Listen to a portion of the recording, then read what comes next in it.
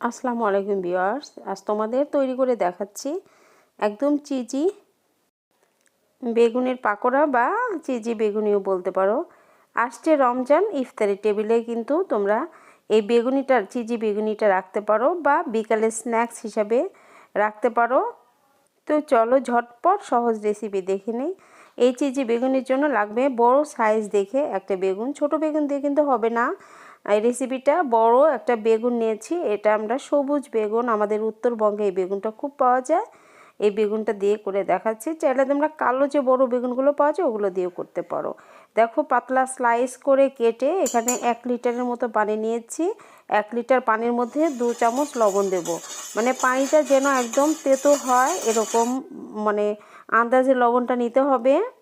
নিয়ে বেগুনটা এখন আমি ডুবিয়ে রাখবো 20 থেকে 25 মিনিটের জন্য, বেগুনটা একদম সফট হওয়ার জন্য। আর স্টাফিংয়ের জন্য এখানে 1 কাপ আলু সিদ্ধ রেখেছি, তার সাথে দিয়ে দিচ্ছি 1 চামচ গোলমরিচের গুঁড়া, কালো গোলমরিচের গুঁড়া আর চিলি ফ্লেক্স, ঝাল যে যেমন ঝাল খাও, আর লবণ। এই 3টা উপকরণ দিয়ে খুব ভালোভাবে বেগুনটাকে মাখিয়ে নিতে হবে। আর দেখো এই যে স্টাফিংয়ে আমি চিজ দেবো, এটা মজরেলা চিজ, এটা লম্বা স্লাইস করে কেটে নিব। আর এই যে লম্বা স্লাইস করে কেটে সরিয়ে রেখেছি। আর দেখো এই যে বেগুনগুলো কিন্তু একদম ভাজ হয়ে যাচ্ছে, এরকম নরম হয়েছে। লবণ পানিতে ডুবিয়ে রাখলে এরকম নরম হয়। তারপর আমি পানিটা ঝরিয়ে বেগুনটা মুছে নিয়েছি, মুছে নিয়ে আবারও একটু হালকা লবণ আর লাল মরিচের গুঁড়া, আর এখানে আমি 2 চামচ ময়দা দেব বেগুনটা ভালোভাবে ক্রিস্পি হওয়ার জন্য।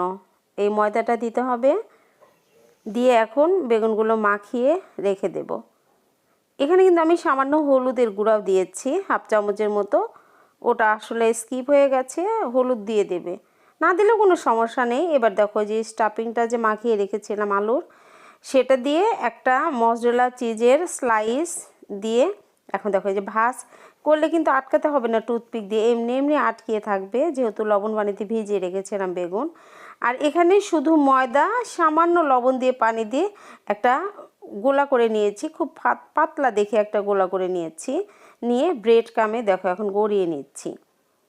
ময়দাতে কিন্তু কিছুই দেইনি, তোমরা আবার ভাববে যে এটা আবার কিসের গোলা। এটা শুধু ফ্রেশ ময়দা, ময়দার সাথে সামান্য একটু লবণ আর পানি দিয়ে পাতলা একটা গোলা করে নিয়েছি বেগুনটা কোট করার জন্য। বেগুনটা কোট করে এটা ব্রেড কামে গড়িয়ে বা বিস্কিটের গুঁড়া যে কোনো কিছু দিয়ে তোমরা এটা কোট করতে পারো। কোট করে কিন্তু ফ্রিজে রাখতে হবে 15 থেকে 20 মিনিট, এতে করে এই ব্রেড কামগুলো একদম আটকিয়ে যাবে বেগুনের সাথে, আর খুলে আসবে না ভাজার সময়।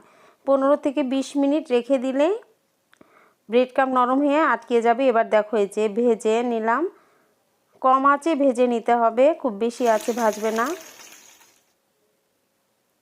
এবার দেখো সবগুলো বেগুনের পাকোড়া বা বেগুনি, চিজি বেগুনি বানিয়ে নিয়েছি। দেখো যে চিজগুলো কিন্তু গলে বেরিয়ে আসছে অনেকগুলোই।